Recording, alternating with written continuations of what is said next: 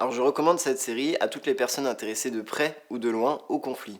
Alors ça peut être des personnes qui sont très investies dans les conflits, c'est-à-dire qui rencontrent souvent une situation conflictuelle, mais aussi des gens qui en ont peur et qui les évitent. Les objectifs de cette série sont de mieux comprendre dans leur globalité les conflits. Alors dans différents domaines comme le travail et aussi la vie de couple ou la vie personnelle. Pour ça, on va s'intéresser aux causes, mais aussi aux conséquences et enfin aux manières de mieux appréhender et mieux gérer les situations conflictuelles. Cela peut s'adresser à divers types de personnes, les personnes avec des personnalités qui ont tendance à rentrer souvent dans les conflits et des personnes qui ont des personnalités qui ont tendance à en avoir peur et donc à les éviter.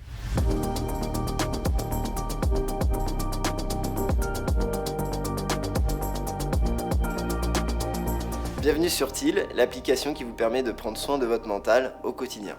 Je m'appelle Clément Lecause, je suis psychologue, coach et préparateur mental et aujourd'hui on va s'intéresser au conflit. Personnellement je m'y intéresse parce qu'il y a un fort impact émotionnel qui détériore les relations et donc la communication, ce qui a posteriori détériore les performances et le bien-être des gens. Aujourd'hui on va essayer de comprendre comment se passent tous ces processus et comment les améliorer.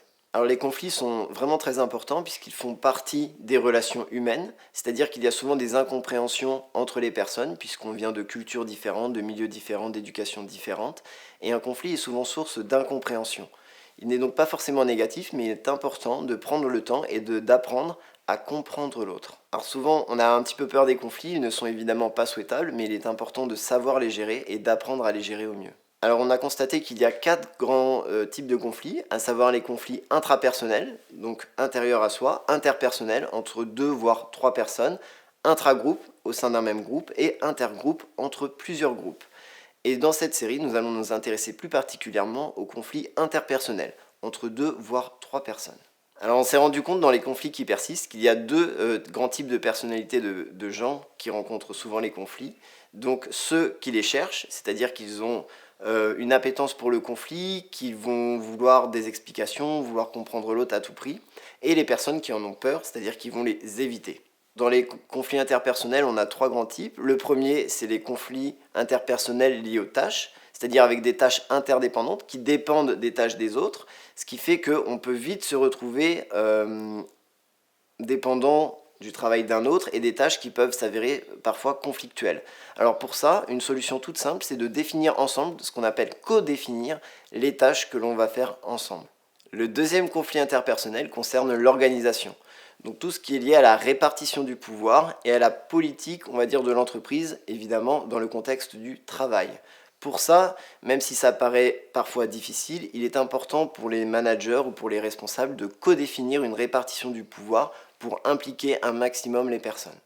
Et enfin, on a les conflits interpersonnels liés aux relations, tout l'aspect relationnel, c'est-à-dire qu'on va avoir des difficultés à comprendre l'autre. Et là, encore une fois, une solution qui paraît simple, mais qui est évidemment à travailler, c'est de travailler sa compréhension de l'autre.